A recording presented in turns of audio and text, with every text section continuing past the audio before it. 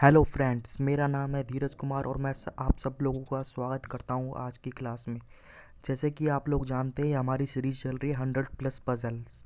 इसके अंदर मैं आपको 100+ पजल्स करवाऊँगा जो बैंक एंड पीओ के लिए काफ़ी यूज़फुल होगी।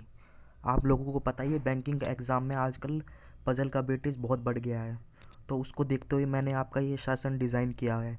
आज हमारा टॉपिक है रो पजल एंड कॉन्सेप्ट। हम आज पहले सबसे पहले हम रो रो पजल आती है उसके कुछ कॉन्सेप्ट्स के बारे में डिस्कशन करेंगे। आफ्टर डैट हम फिर आज एक पजल सॉल्व करेंगे। आज की क्लास हमारी क्लास नंबर 12 है। इससे पहले मैंने 11 क्लासें करवाई हुई हैं जो आपकी फ्लोर पजल को लेके हैं। उसमें हमने बेसिक से लेके हाई तक, मतलब कि पहले जीरो लेवल, फिर उसके बाद हमने अनसर्टेन नंबर ऑफ फ्लोर, फिर double variable, three variable, two two flat, two flat और फ्लोर, और थ्री फ्लैट और फ्लोर को, ये सब करे हैं। अगर किसी स्टूडेंट ने ना देखी हो तो वो जाके देख ले, वो आपको काफ़ी हेल्प करेगा पजल बनाने में। बाकी आज के हम टॉपिक को स्टार्ट करते हैं। सबसे पहले हम इसके कुछ कॉन्सेप्ट्स के बारे में डिस्कशन करेंगे। कॉन्सेप्ट्स में आता है ये रो। रो आपको पता ही है, इस तरीके से आप रो को रिप्रेजेंट करते हैं। अगली स्लाइड पे चलते हैं। पहला पॉइंट है हमारा ऑल पर्सन्स फेसिंग नॉर्थ। इसका मतलब क्या, आपको एक कंडीशन दी होगी पजल में कि कुछ मेंबर रो पे बैठे हुए हैं और वो सारे के सारे नॉर्थ फेस कर रहे हैं, तो आप इस तरीके से रो बनाओगे। तो नॉर्थ फेस कर रहे हैं तो इसका मतलब है ये ऊपर की तरफ देख रहे होंगे, नीचे बैठे हैं तो तभी तो नॉर्थ करेंगे। आपको डायरेक्शन पता ही है, ईस्ट, वेस्ट और नॉर्थ साउथ। जब नॉर्थ देखने के लिए आपका कोई साउथ से देखेगा तभी तो नॉर्थ देखेगा, तो मतलब ये साउथ में बैठे हैं, आपके नॉर्थ डायरेक्शन फेस कर रहे हैं। ठीक है, तो आपका लेफ्ट हैंड ये होता है और राइट हैंड ये होता है। मतलब लेफ्ट के लिए आप यहाँ से काउंट करोगे, राइट के लिए आप यहाँ से काउंट करोगे। अगली स्लाइड पे चलते हैं। सिमिलरली जैसे फेसिंग नॉर्थ होता है वैसे ही फेसिंग साउथ होता है। इसका मतलब है पर्सन सारे के सारे साउथ की तरफ देख रहे हैं, तो इस रो पे बैठे हुए हैं तो इस तरीके से वो देख रहे होंगे नीचे की तरफ, साउथ की तरफ। तो इसमें चेंज हो जाता है। ये पहले हमने लेफ्ट हैंड लिया था इधर, जब हमारे पर्सन आप सारे के सारे नॉर्थ फेस कर रहे थे। अब हम इसे राइट हैंड कंसीडर करेंगे और इसको हम लेफ्ट हैंड कंसीडर करेंगे। मतलब राइट हैंड जो भी होगा हम इधर से काउंट करेंगे, लेफ्ट हैंड यहाँ से काउंट करेंगे। अगली स्लाइड पे चलते हैं। क्या है ये, देखिए, ये टू पैरेलल रोज भी आती हैं इसके अंदर पजल में। आपकी टू पैरेलल रोज में कुछ नहीं होता कि एक तो आपके नॉर्थ देख रहे होते हैं कुछ पर्सन, और कुछ पर्सन आपके साउथ देख रहे होते हैं। इन दोनों को आप मर्ज कर दोगे तो ये आपकी डबल रो हो जाती है, जो पैरेलल पैरेलल एक दूसरे के सामने बैठे हुए होते हैं। आगे क्वेश्चन करेंगे तो बताऊंगा मैं किस तरीके से करते हैं। नेक्स्ट स्लाइड पे चलते हैं। क्या लिखा है, देखो एक पॉइंट दिया है। सबसे पहले क्या लिखा है, 8 persons ABCDEFG and H are sitting in a row facing north. तो इस तरीके से आपको क्वेश्चन दिया होगा। अब हमारा यहाँ से स्टार्ट होता है पहला पॉइंट। इसमें क्या बोला है पहले पॉइंट में, ए सिट्स एट राइट हैंड। इसका मतलब क्या है, जब पर्सन आपके नॉर्थ फेस कर रहे हैं तो मैंने बताया था राइट हैंड ये होता है आपका, लेफ्ट हैंड ये होता है। तो राइट हैंड पे बैठा हुआ है राइट हैंड, तो राइट हैंड यहाँ पे होगा। अगर मान लो यही उसने लेफ्ट हैंड दिया होता तो आपका ए यहाँ पर आ जाता। नेक्स्ट पॉइंट पे चलते हैं। क्या बोल रहा है इसके अंदर, B is immediate neighbour of C. इसका मतलब है, मान लो सी हमारा ये, मैंने इसको मान लिया सी यहाँ बैठा है। इसका कहने का मतलब है इस पॉइंट में कि बी नेबर है सी का। तो सी आप बी आपका यहाँ भी आ सकता है, यहाँ पे भी आ सकता है। इसमें हम दो पॉसिबिलिटी होंगी, हम पक्के तौर पे नहीं बता सकते कि बी कहाँ पे आएगा। हो सकता है बी आपका लेफ्ट हैंड में आ जाए, या इसके इमीडिएट लेफ्ट या इमीडिएट राइट आ जाए। नेक्स्ट पॉइंट है आपका, B is third right of D. B third right of है डी के। तो बी का कंपैरिजन हो रहा है डी से, तो डी मैंने माना इधर इधर बैठा है। तब जब इसका थर्ड राइट कैलकुलेट करोगे तो आपको कैसे काउंट करना है, तो फर्स्ट राइट ये, सेकंड ये वाला और थर्ड ये वाला। तो आपका B third right to D आ जाएगा। नेक्स्ट पॉइंट है, A sits second left of B. A बैठा है सेकंड लेफ्ट ऑफ बी के। इस बार मैंने माना बी इधर है। जब लेफ्ट होता है सेकंड लेफ्ट, तो आप लेफ्ट के साइड जाना पड़ेगा, वन लेफ्ट और ये सेकंड लेफ्ट। तो आपका A second left of B आ जाएगा। अगला पॉइंट देखते हैं क्या है, number of persons sit between A and B is equal to number of person sit between B and C. ये काफ़ी अच्छा पॉइंट है। इसमें मतलब ये जितने ए और बी के बीच में लोग बैठे हैं वो बराबर हैं बी और सी के। जब कभी भी ऐसा पॉइंट आता है तो आप इसमें कॉमन देखो, दोनों में कॉमन क्या है, दोनों में कॉमन बी है, तो बी हमेशा आपका मिड में आएगा। तो जैसे मैंने यहाँ पे माना था बी आपका इधर बैठता है, तो ए और सी कहाँ पे आ सकते हैं? ए हो सकता है यहाँ आ जाए, सी यहाँ, या यहाँ पर आ जाए। ये वन वन मैंने इसको नाम दिया, तो इन दोनों के बीच में कितने मेंबर हैं?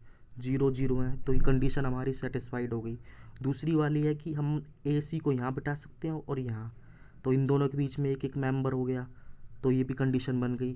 थर्ड कंडीशन बनेगी कि ए सी यहाँ पे आ जाए या यहाँ पर आ जाए, तब इनके मेंबर बीच में 2 2 आएंगे, तब भी हमारी कंडीशन बनेगी। यहाँ पर नहीं आ पाएगा। नेक्स्ट पॉइंट है, ये देखो डबल रो कॉन्सेप्ट्स होते हैं कुछ, आपको कुछ पजल डबल रो की इस तरीके से दिया होगा स्टार्टिंग में। क्या लिखा है? 8 persons are sitting in 2 parallel rows such that A to D sits in row 1 facing north direction and P to S sit in row 2 such that all are facing south direction. The person sitting in row 1 facing the person in sitting row 2. इसका मतलब क्या है? इसका मतलब ये है कि इतनी ज़्यादा ये लाइन दी हुई इनमें इन्फॉर्मेशन काम की है कि 8 लोग हैं, 2 पैरेलल रो में बैठते हैं। जब भी पैरेलल रो आएगी तब आप ऐसे ही बनाना जैसे कि मैंने बनाई है। और पहले बोलता ए टू डी फर्स्ट रो पर है, वो साउथ में देख रहे हैं। फेसिंग मतलब कि फेस ए टू डी रो है फेसिंग नॉर्थ, तो हमने इस तरीके से बना दिया ए टू डी इधर बैठे हुए हैं, फेसिंग नॉर्थ है।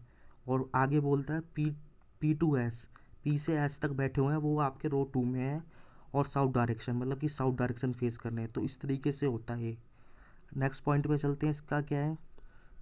ये देखिए, B faces immediate neighbour of B. इसका मतलब क्या है? जो बी है इस बार हमने माना कि बी आपका यहाँ पर है, जो बी के इमीडिएट नेबर हैं, एक तो ये वाला होगा, एक ये होगा, तो उसके सामने पी बैठा हुआ है, तो पी यहाँ भी आ सकता है, यहाँ भी आ सकता है। आपको याद रखना, जो भी इमीडिएट नेबर होते हैं उसके आसपास वाले ही काउंट होंगे। जैसे ये वाली है, इस मेंबर को इमीडिएट में काउंट नहीं होगा। अगला पॉइंट है, देखिए ये आज की हमारी पजल है, इसको सॉल्व करेंगे, देखेंगे किस तरीके से हमें क्वेश्चन सॉल्व करना है और क्या बोला गया है क्वेश्चन में। देखिए, 7 persons A, B, C, D, E, F and H are sitting in a straight line facing north, but not necessary in same order. No two consecutive alphabets sit together. इसका मतलब क्या है? इसमें बोल रहा है कि आपके 7 मेंबर बैठे हैं स्ट्रेट लाइन में और वो नॉर्थ में देख रहे हैं। और दूसरा पॉइंट है, ये no two consecutive alphabet sit together. ये सबसे अच्छा पॉइंट है। कंजिक्यूटिव अल्फ़ाबेट क्या होता है? इसका मतलब ये, जैसे कि बी है तो बी के साथ ए नहीं आएगा और सी नहीं आएगा। इसी तरीके से सी के साथ आपका बी नहीं आ सकता, डी नहीं आ सकता, मतलब ये दोनों आसपास के जो अल्फ़ाबेट्स है वो साथ में नहीं बैठे होंगे। ये हमारी बेसिक इन्फॉर्मेशन थी। पजल हमारी यहाँ से यहाँ स्टार्ट होती है। क्या लिखा है? Number of persons sit right to A is equal to number of persons sit left to A. C sits second left of A, who sits second right of D. D does not sit any of the corner. B sits fourth left of E but not neighbor of A. चलो इसको question को हम बनाते हैं। ये देखिए, जैसे इसने इन्फॉर्मेशन दी थी जनरल कि 7 मेंबर है नॉर्थ देखते हैं, तो हमने इस तरीके से 7 हमने ये मेंबर बना दिए। ठीक है, आगे चले हम। ये हमारी पजल स्टार्ट होती है। पहला पॉइंट है, ये मैंने हाईलाइट करा हुआ है आपका येलो से। क्या लिखा है? Number of person sit right to A is equal to number of person sit left to A. ये काफ़ी अच्छा पॉइंट है। इसका मतलब है जितने मेंबर ए के राइट में बैठते हैं उतने ही मेंबर ए के लेफ्ट में बैठते हैं। तो ये सबसे पहले आप रो काउंट करो, ये मेंबर कितने हैं? 1 2 3 4 5 6 7। जब भी किसी रो में आपके ओड मेंबर होंगे तो आपका ये इसको सॉल्व करने के लिए एक ट्रिक होती है।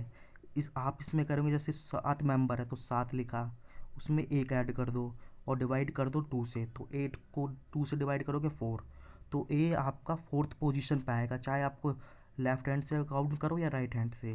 तो 1 2 3 ए यहाँ पर आएगा, और यहाँ से भी काउंट करोगे 1 2 3। ये इसकी शॉर्ट ट्रिक होती है। देखिए अगली स्लाइड पर चलते हैं। ये देखिए यहाँ पर मैंने आपका ये इम्प्लीमेंट करा है, ए यहाँ पर आ गया। अगली स्लाइड पे चलते हैं। ये देखो ग्रीन से हाईलाइट किया हुआ है। क्या बोल रहा है? C sits second right of A, who sits second right to D. इसका मतलब क्या है? इसका मतलब है सी जो बैठा है सेकंड राइट है ए के, ए आपका यहाँ पर, तो उसको सेकंड राइट काउंट करोगे तो 1 राइट और सेकंड राइट, सी आ गया। और आगे बोलता है हु किसको रिप्रेजेंट करता है, हु मतलब जो सेकंड पर्सन के बारे में बोलता है उसके बारे में रिप्रेजेंट करा हुआ है, यानी कि ए के बारे में बोल रहा है। A sits second right of D, A है सेकंड राइट ऑफ डी, तो डी आपका यहाँ आ जाएगा। तो जब डी के सेकंड राइट पे काउंट करोगे तो 1 राइट और सेकंड राइट, तो आपका A second right of D हो जाएगा। अगली स्लाइड पे चलते हैं।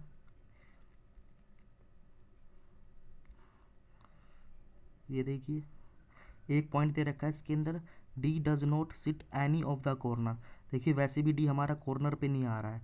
कभी कभी आपको पजल में कुछ एक्स्ट्रा पॉइंट्स दिए होंगे जिनका कोई मतलब नहीं होता, वो सिर्फ पजल बढ़ाने के लिए दिए जाते हैं।